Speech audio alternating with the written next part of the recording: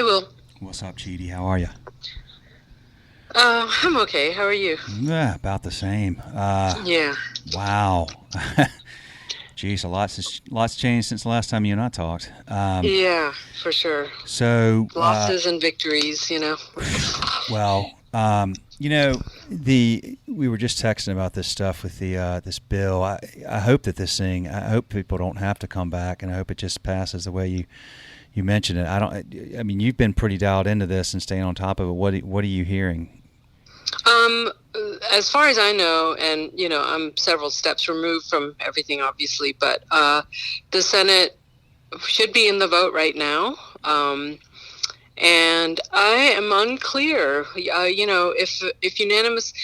When I talk to somebody who's kind of really familiar with how this stuff works, if it goes to unanimous consent, then I don't think that the representatives have to be present in DC. What does that mean, unanimous consent? Like how does that happen? I don't know procedurally exactly what that looks like. I do know that last night Pelosi was supposed to take sort of like a vocal vote, ayes and nays, just to see like what the percentage was, and then she was going to gauge what percentage it passed by in the Senate. The Senate bill is different than the House bill. So if the Senate bill passes by like 85% or more, then she's going to bring it as a unanimous consent bill, which means, I don't know, it might be like whoever's present gets to vote on it. But if that doesn't work, then people actually would need to be present to cast their, individual votes. So, I don't know. There's so much, and so much I don't know, so much we don't know. I know that like we're all pushing because of the time involved, and we can't.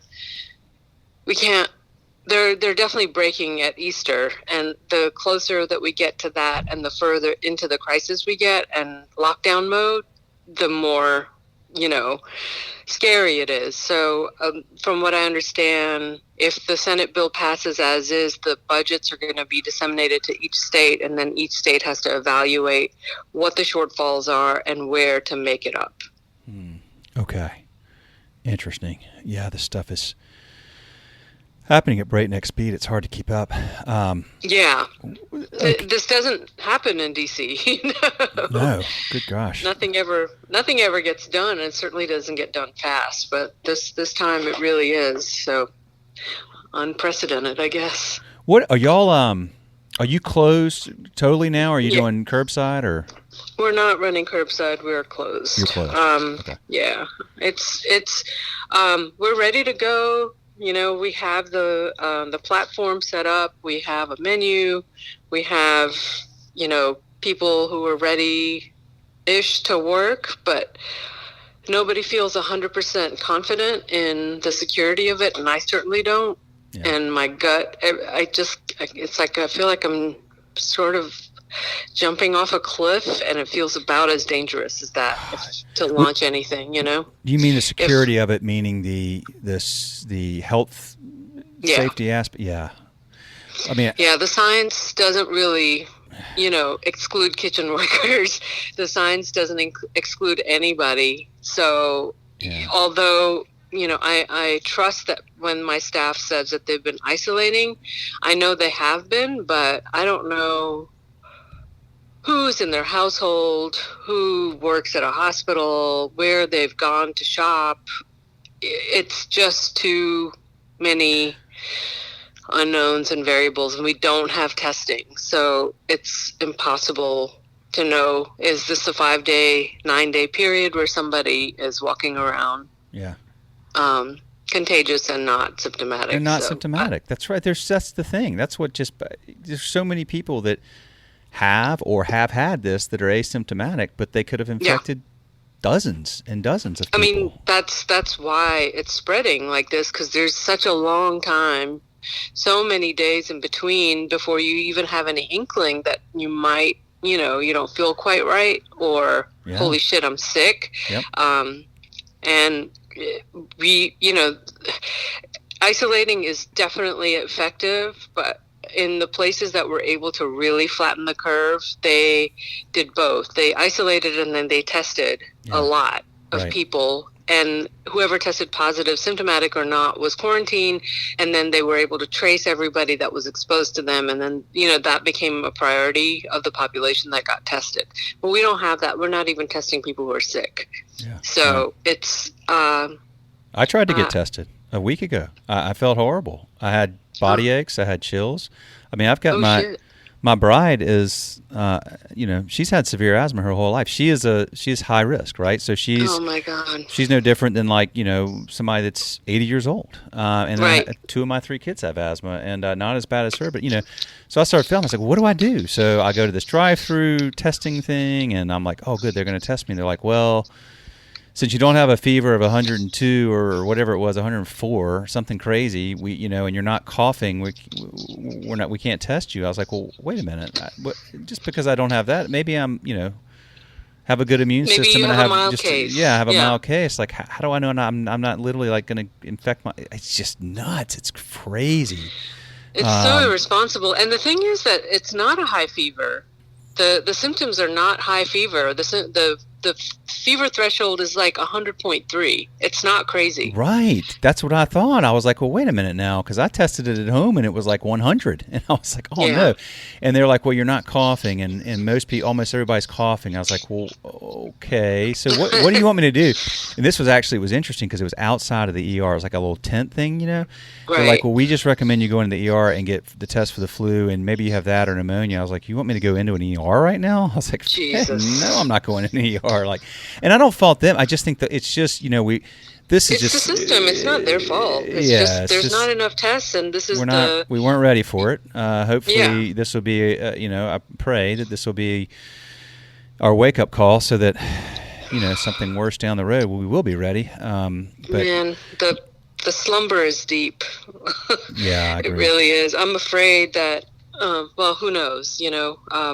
We haven't started to see casualties yet. Like today with Chef Floyd passing is... Who's Chef Floyd? Floyd Cardo's in New York. I didn't know that.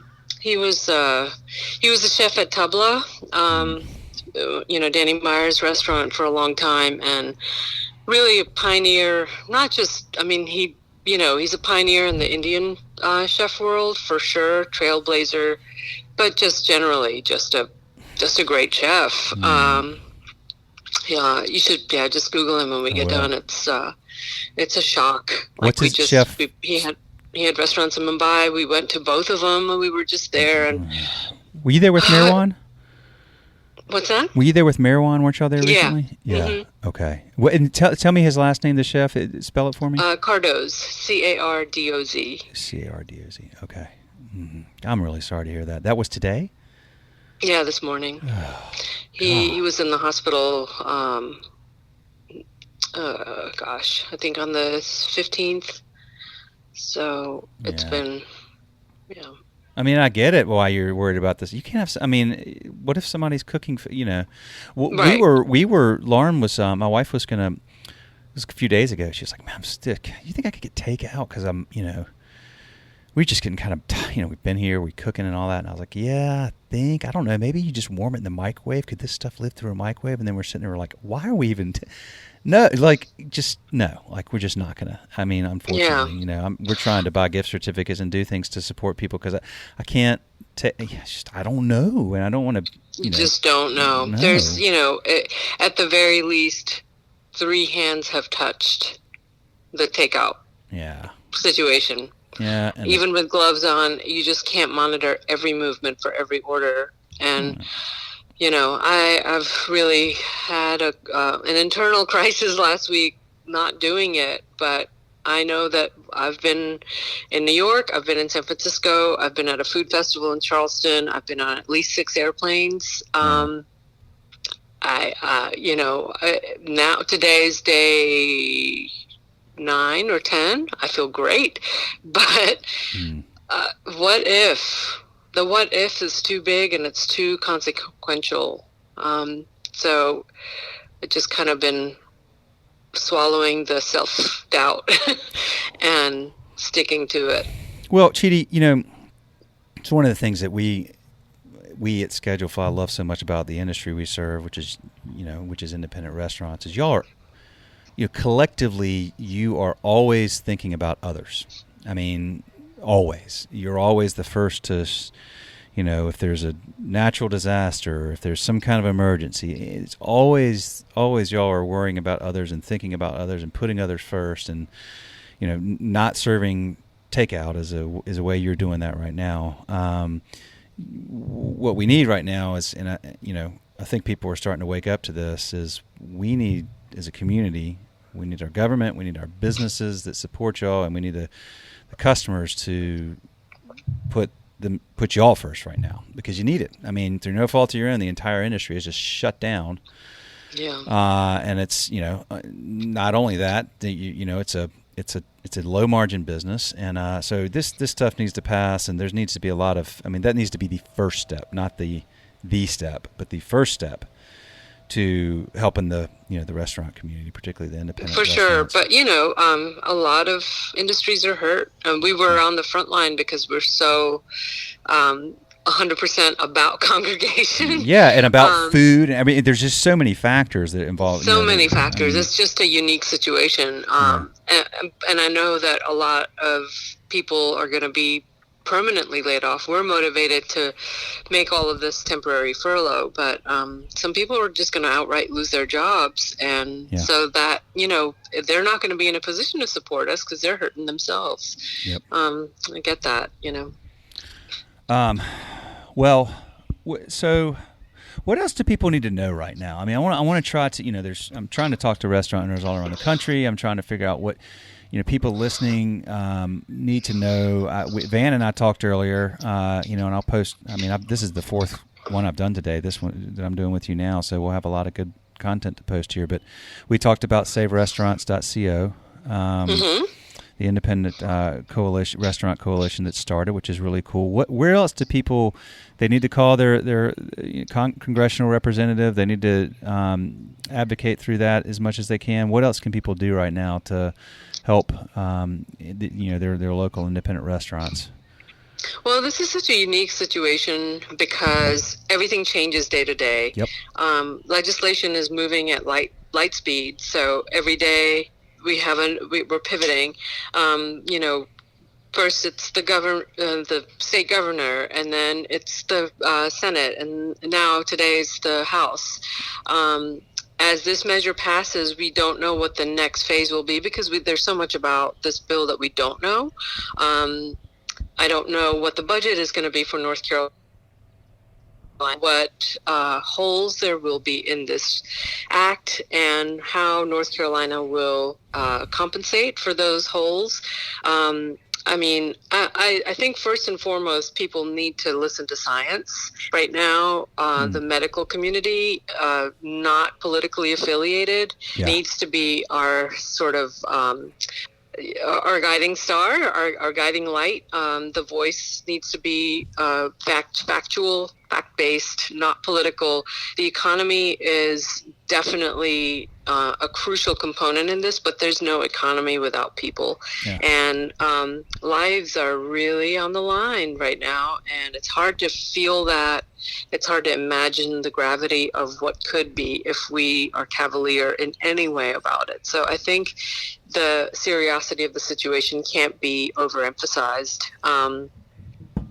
So that's number one. If you are able and you're still employed and you have the means, then yes, we encourage people to be more of an activist than they may even feel comfortable doing, and all that is making a call or making a social media post or just keeping an awareness and really analyze the things that are important to you, what places you value the most in your community, and whether it's, maybe you're somebody who values the entire small business community, or maybe there's a place that is really special to you. Just, I think in the next few days, all of us are going to be able to have the ability to focus on, maybe a little bit more on our own shops and see what creative ways we can come up with to have to generate support from our guests and our customers. But I think it's a weird. I feel like people are working from home, but it's hard to focus. And I know people are on social media and their phones a lot. They're paying attention to the news, but I just it's concerning that politics is kind of at the forefront of directives right now, and it really needs to be science-based. I wish we were just listening to doctors and the people who are actually working on it. It's terrifying, and striking that balance between panic and hoarding, and then being so cavalier that you're saying people are overreacting and this is going to go away in a week. It's not, unfortunately. Yeah. Finding a way to let your head guide your actions and your heart direct your attention, I think is really important right now. Head guide your actions, your heart guide. I love that. That's a wonderful way to look at. That's a wonderful way to look at life every day, but particularly right now, Cheetie. That's awesome. You're such a thoughtful, caring, loving, intentional, passionate person, and I've always had a lot of respect and admiration. Oh yeah, always. I mean, we talked the last time when we did, there at Garland, we sat down at that booth and we did an episode. It's been over a year, but gosh, has it? Yeah, it's hard to believe. Wow. Yeah. But you talked about mental health then and therapy, and that's such a big thing right now. I hope people are able to take care of each other, virtually. I've been talking to some of the folks today on these episodes about, I hope our platform is helping people to stay virtually connected with their employers, with their teams. And, that's so important right now, because if you've lost your job, if you don't even know if your employer is going to reopen again, if you think the whole, that's brutal. It is. I can't even begin to imagine that, but I know without question, when you're at a place like that, while we need to be physically isolated for our health right now, we need to be socially connected as much as possible. Yeah, I have my issues with social media in general. I think sometimes we're overly connected, but right now we need it big time. We kind of do. I mean, it's a double-edged sword. It's hard to manage this much anxiety. Yeah. And it's a very foreign anxiety. I think, if you work in a restaurant, you're used to a certain level of anxiety, and, all of the managing aggression or like facing, dealing with a lot of different personalities is part of our day to day. But this time we're stuck alone and, facing a giant black hole and unknown, and it's so easy to turn to unhealthy habits. I think it's important to give ourselves a little bit of forgiveness and not be too harsh, and not beat ourselves up if we drink a little bit more than we usually do, but then keep an eye on it, because this is going to be a long road.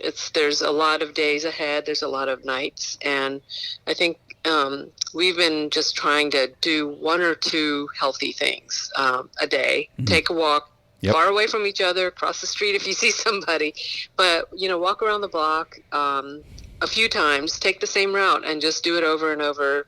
Listen to music, make art, cook something healthy. Casseroles and cheese are really comforting, but put a side of greens on there, and a little acid on your greens helps them get delivered to your body. FYI. Okay. So yeah, collards and vinegar sauce. Yes, please. And try to support as much as you can in a safe way. Support your local farmers and get as many ingredients that haven't been touched a lot. For many reasons right now. It's always a good rule of thumb, but especially. It takes a different meaning right now. Just be gentle with yourself. Be kind. Show yourself the kindness that you want to show other people. That you want to show others. That's right. That's right. Well, this is great advice. Getting outside, the fresh air helps. Sun helps. Yes. Sun is the vitamin D helps your immune system. Exactly, it helps and your respiratory system in particular. Yep. Get your heart beating a little bit every day. And I agree. It's funny. Last night, I don't drink a whole lot. I mean, I don't know, just kind of whenever, but not real frequently. But last night I had a beer, and I was like, I think I want another beer. And I was like, I don't want to start down a path where all this, like, kind of careful about it. And I was like, I'm gonna have some ice cream, and I ate a whole quart of ice cream. It's like, and normally I'd be like, "You're disgusting." And the last time I was like, "I don't care." You know what? Right now, that's a whatever. Like, I'm fine with that right now. I feel like, yes, anything with a magic shell is my friend right now. It's like addictive, but just walk a little extra. It's okay. That's what I did today. I took a long walk with the dogs this morning. That's right. And I think our pets, we have this thread with a bunch of restaurant owners in downtown Raleigh, and every night everybody's sharing a picture of their pet, and that's sort of like our therapy. It's been immensely supportive. I can't tell you how special that is. Well, special plug. You know Jake. Well, obviously you know Jake. He's your neighbor there. You know about his brother's thing that he does, the paintings of the dogs. Have you seen that? Tyler? Yeah. I didn't know he was doing dog paintings. He actually did a shirt for our band. He's a great guy. I didn't know about the dog series. Oh, dude, go to Jake's Instagram. It's he's got, like, he did a picture like a couple days ago that Tyler did, and because Tyler's down there at the beach right now at Carolina Beach. Of course, he's been laid off. So Jake was like, "Yeah, I'm going to help him out. I'm going to promote this." But we're ordering one. The pictures are awesome. You send him a picture of your dog or your dogs, and then you say like 4 things that interest you or hobbies or things like that, and he'll take those interests and he'll paint your dog. But like let's say you like to ride, I don't know, like you ride Harley, so it'll have on like a leather jacket, and you listen to hip hop, so maybe there's he'll incorporate all this stuff into it, and the pictures are hilarious. But they're so good too. Yeah. So Capital Club 16, y'all, if you're listening, man, let's send Tyler some business, because they're really cool. That's such a great example of, if you're able to, you can virtually support a lot of out of work people. That's right. There's creativity is at a peak right now, even if motivation isn't. That's right. All right, Cheetie. Well, I will let you roll. I'm actually getting the look from my bride right now. So our house is. We've been debating this back and forth, but we have our house is sold, and then they got to come do the inspection. We're like, should we let the inspector, all this kind of stuff? That process. Yes, wow. We're in that process. So they're coming soon. We have to leave the house and all that stuff. So, well, keep breathing. I hope y'all are okay and stay healthy. You too. Good to talk to you, Cheetie. Appreciate it. You too. Take care. Thank you. Right, see you. Bye-bye. Bye.